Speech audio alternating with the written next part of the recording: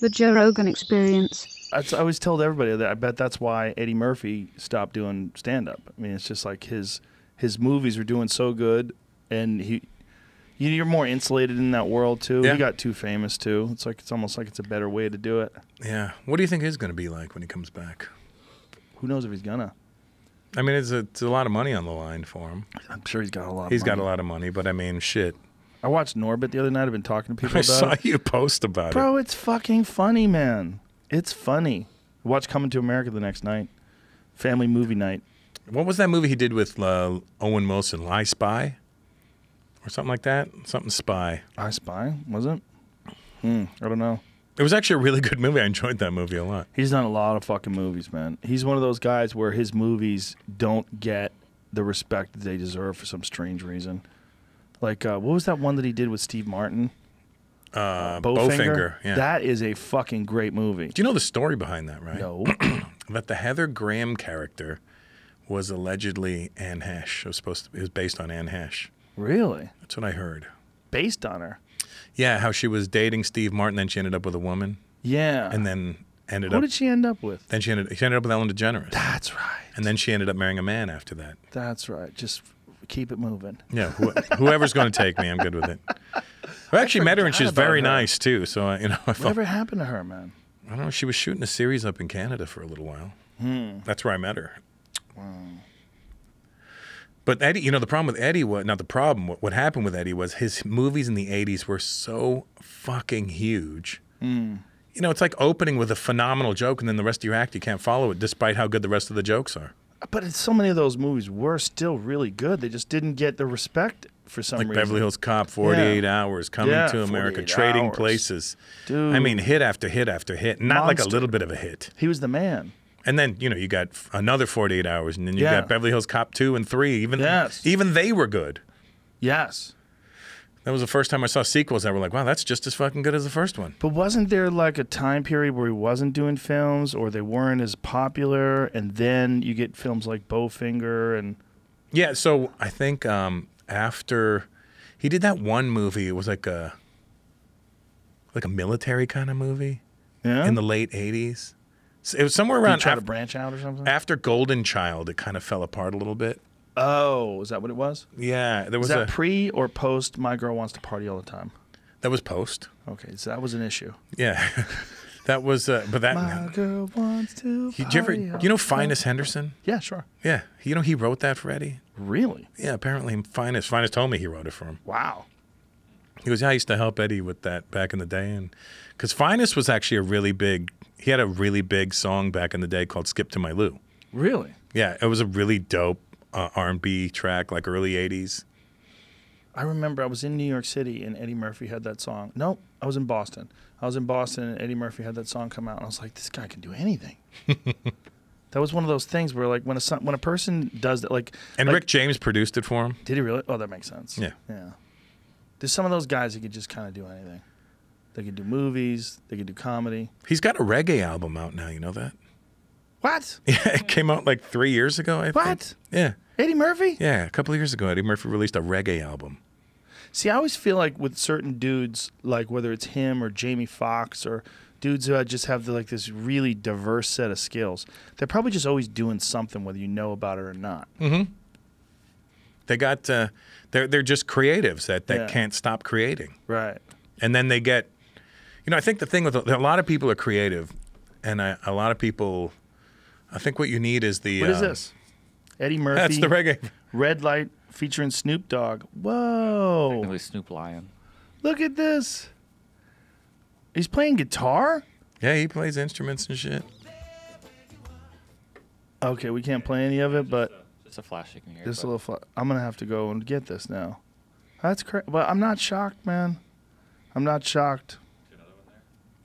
And I know he was thinking about doing stand-up again, but I do not know if he's actually doing stand-up again. Do you know? I was at his house January of last year, January 2019.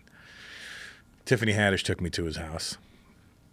And it was this night that I was really not supposed to be there. I wasn't invited, but Tiffany was like, come with me. And I'm like, hell yeah.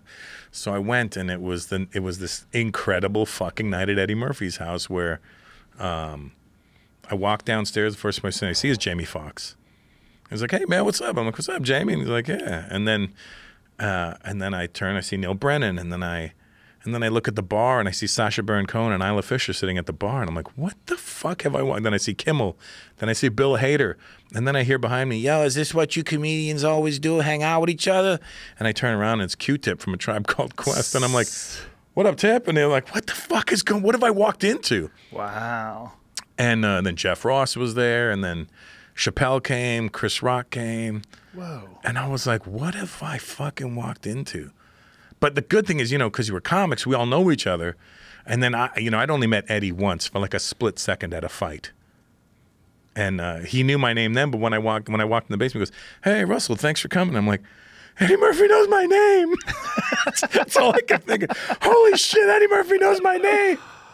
I met him once with Charlie. I ran into Charlie. Charlie was so great. He was such a sweet guy. Charlie and I did a tour together for Maxim, the Bud Light comedy tour, and with John Heffron. And then just randomly, I was in Maui, and just Charlie was in Maui.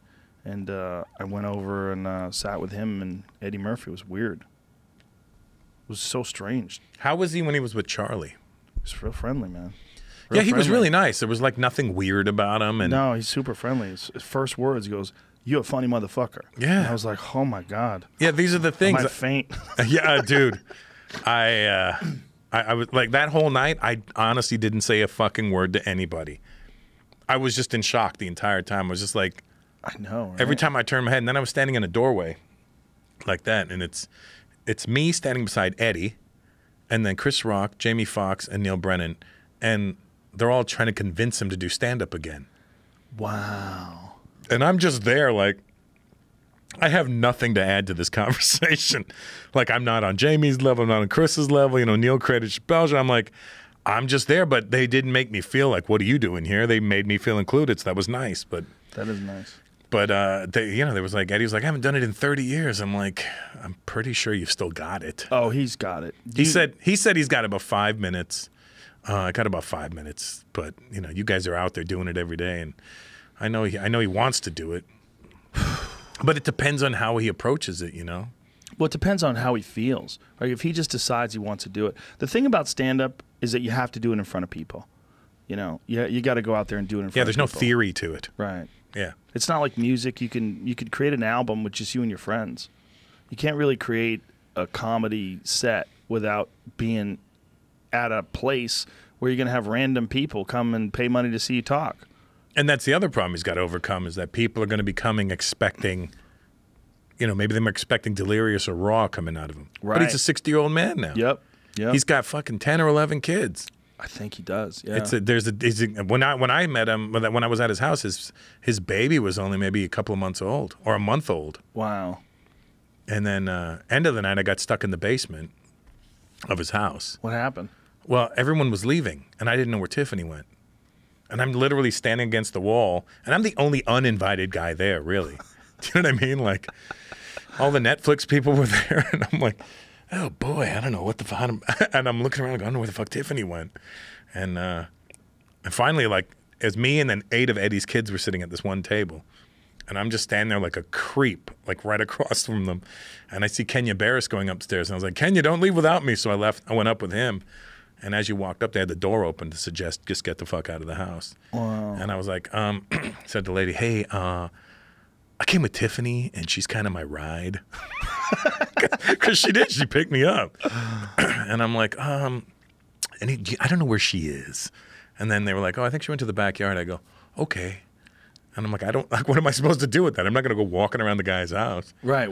How do you get to the backyard? Is it a straight shot? Thank God one of his sons was walking by and goes, oh, I'll take you to the backyard. And I was like, oh, thank goodness. So I go to the backyard. It's a massive backyard. And this fucking house is insane. Where does he live? Beverly Hills. Of course. Yeah. But in that really exclusive gated community there, like where Denzel lives. Stallone. And all these. Yeah, in these massive houses. Yeah. Like, I think honestly it was about 30,000 square feet, the house. How weird must that be to be that guy? To like, know those people, who those people are when you're young, and then all of a sudden you're one of them people? Listen, I mean, I'm still aghast from it a year and a half later. I can only imagine. I mean, there's like an exclusive A-list celebrity group of humans. Yeah. And there's like, I guess like when a guy like him has a party like that, like those are the only people that are just going to be semi-normal around him. Yeah. You know, he can't have that late. Eddie, is this going to be a funny speech? Yeah, no, none of that. You can't have no fucking weirdos. Can't have any. And that's why I didn't want to say anything, because I wasn't sure what I'm. Like, am I going to say something stupid and be like, who brought this guy? You can't have any normies. Yeah, and I felt too normal. Yeah. I felt, you know, Isn't that funny? It felt like a mortal. Isn't that funny? Like you go to the Comedy Store, you fit right in. Yeah. But if you go, like, when you're around too many celebrities, you do feel like a fraud.